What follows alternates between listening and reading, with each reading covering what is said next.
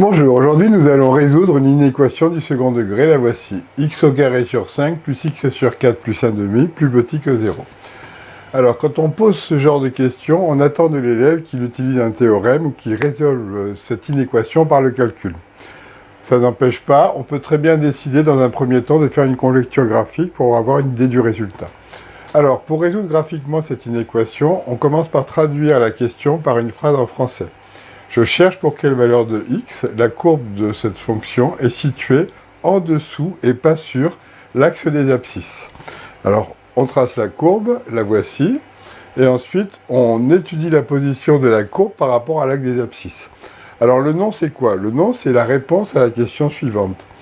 Alors, est-ce que la courbe est située en dessous l'axe des abscisses, oui ou non? Alors, on regarde. Est-ce que la courbe est située en dessous de l'axe des abscisses? Non, non, non, non, non, non, non, non, non, non, non, non, non, non, non. Donc, il n'y a aucune valeur de x pour lesquelles la courbe est située en dessous de l'axe des abscisses. Donc, l'ensemble solution, c'est l'ensemble vide. Alors, ça, c'est une conjecture graphique. On a une bonne idée du résultat. Nous allons maintenant résoudre l'inéquation en utilisant le théorème du cours. Alors, avant de commencer, nous allons d'abord écrire la phrase d'introduction. Je cherche pour quelle valeur de x le polynôme x au carré sur 5 plus x sur 4 plus 1/2 est de signe négatif. C'est-à-dire que ce polynôme, comme il est plus petit que 0, il doit être de signe négatif. Alors ça, c'est l'étape numéro 1. L'étape numéro 2, c'est que nous allons étudier le signe par le calcul en utilisant le théorème vu dans la fiche numéro 1, signe du polynôme, qu'on a déjà eu l'occasion de traiter dans une vidéo précédente. Alors, tout d'abord, je vais identifier les coefficients. Alors, on va avoir A qui sera égal à 1 sur 5, B qui sera égal à 1 quart et C qui sera égal à 1/2. Ensuite, nous allons calculer delta en remplaçant A, B et C par les valeurs trouvées, c'est-à-dire 1 sur 5, 1 quart et 1/2.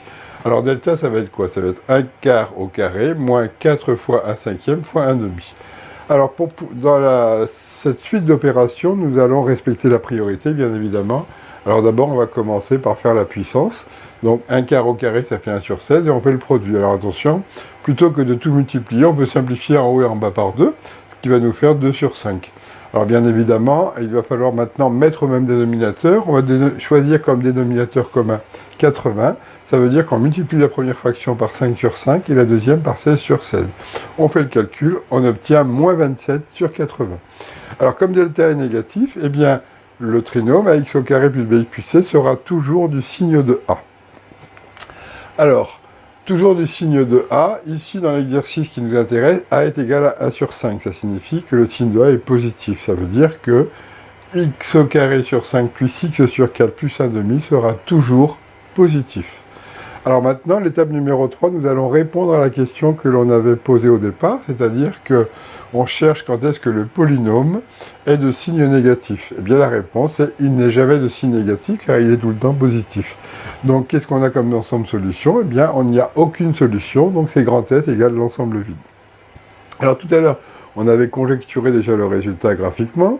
Là, on a, par le calcul, déterminé l'ensemble des solutions de l'inéquation.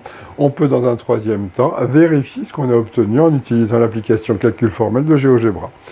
Alors, qu'est-ce qu'on fait? Eh bien, sur la ligne numéro 1, dans la page calcul formel, on va taper l'inéquation qui nous intéresse. On va cliquer sur x égale, et voilà ce qui s'affiche à l'écran. Résoudre.